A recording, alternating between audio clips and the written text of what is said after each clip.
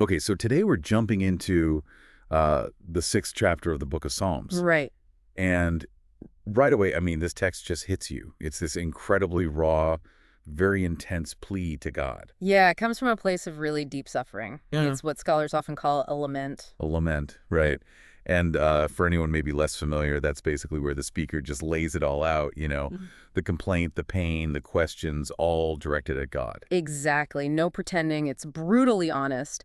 And Psalm 6, well, it doesn't ease you in. No, it really You're doesn't. straight into the deep end. It talks about physical agony. My bones are in agony. It's quite stark.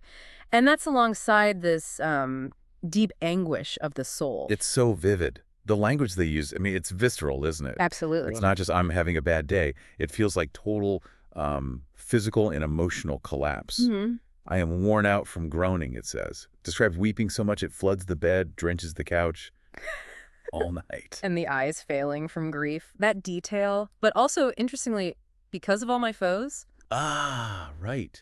So it's not just internal sorrow. no, it's a picture of complete exhaustion, yes, sorrow, but also feeling under attack. That's crucial. So this feeling of being attacked, Yeah.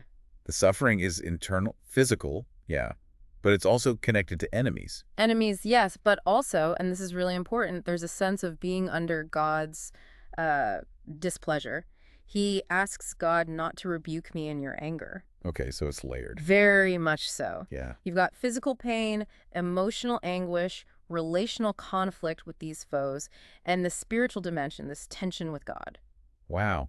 And right in the middle of all that, that desperate question comes out. How long, O Lord, how long? Yes. It's almost breathless, isn't it? It really is. It's the sound of someone at their absolute limit, just begging for it to end. And pleading based on God's unfailing love, which is key. Yeah, it really captures that human feeling of being abandoned or just forgotten when you're in pain. But what's so fascinating about Psalm 6, and many laments actually, is that it doesn't stay there. It doesn't end in despair. That's the surprising part. Exactly. After all this intense, detailed outpouring of suffering and complaint, there's this sudden, quite powerful shift. Almost abrupt, really. It does feel sudden when you read it. 1 minute it's agony, weeping, how long, and the next, it's a declaration. Yeah.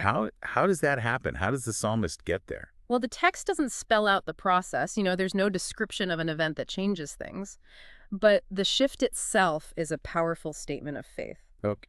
The psalmist moves from pleading for God to hear to stating with this absolute certainty, the Lord has heard my weeping, the Lord has heard my cry, the Lord accepts my prayer.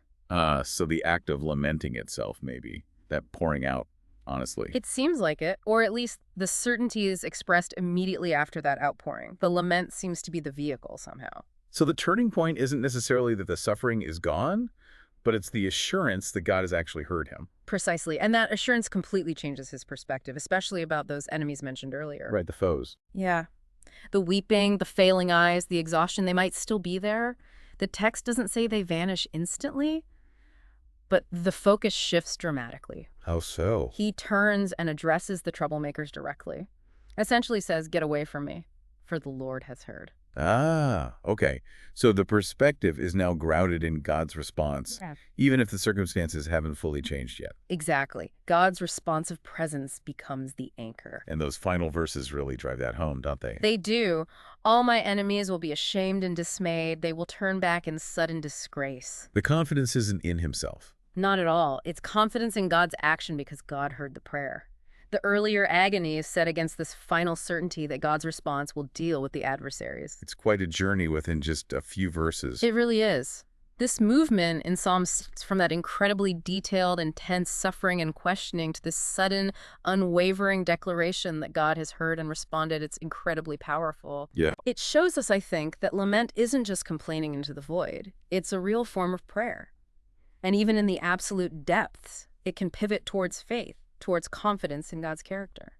So thinking about this deep dive into Psalm 6, what does it leave you, the listener, to consider? This stark transition, from utter despair, the vivid suffering, that desperate how long, to that sudden firm certainty. God has heard, God accepts the prayer. What does this journey teach us about, about faith itself, about the real purpose of honest lament? And maybe about finding that kind of certainty even when things around us haven't visibly changed yet. Something to think about.